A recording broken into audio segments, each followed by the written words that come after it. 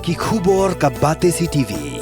Lawan Rashaphi taka Frank Motors. Visit Frank Motors or call 7045207973. MIT University of Meghalaya. Our admissions are now open for the academic year 2024-25. Explore our best courses, experience global collaborations. Apply today. Step into paradise at Mausen Telang Nongwar, your sustainable escape into nature's heart.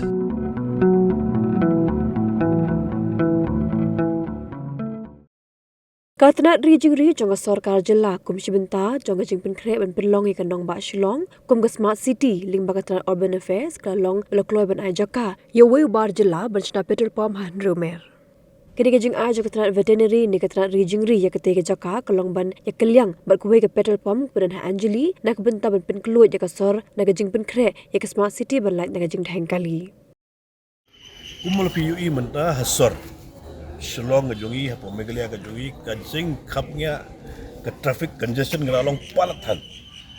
Dia nomor ba ngi ong baka sarkar dengan dengan smart city project. Ke smart city project ki ong bang idon kam machna ya kini ki flyover.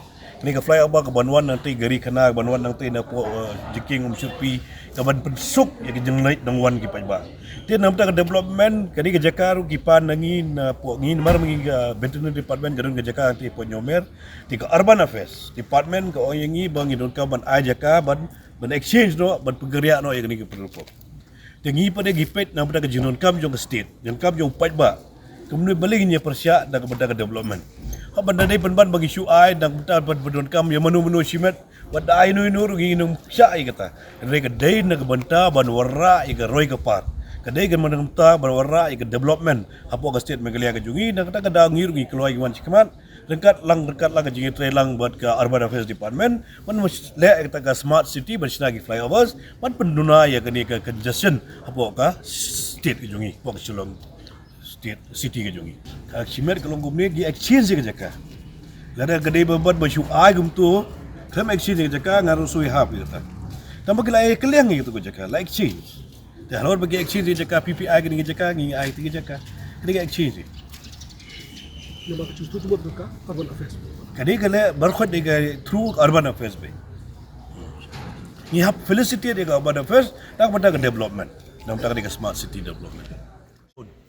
But if you go with the complete technology, advanced technology, I don't think we'll have any problem if we are constructed one of the best model or one of the with all the technology facilities, I don't think we'll have any problem. A law and other situation, we have to fully control. If we want to grow, if we want the economy to grow, if we want the employment to grow, the law and order has to be upheld to at least that, we have to depend on the tourists. We see a lot of tourists coming to Meghalaya state. If anything incident happen, then the bad name will go. The wrong, thoughts of minds of people will go. So that will be, hamper the economy and the flourishness of the state of Meghalaya.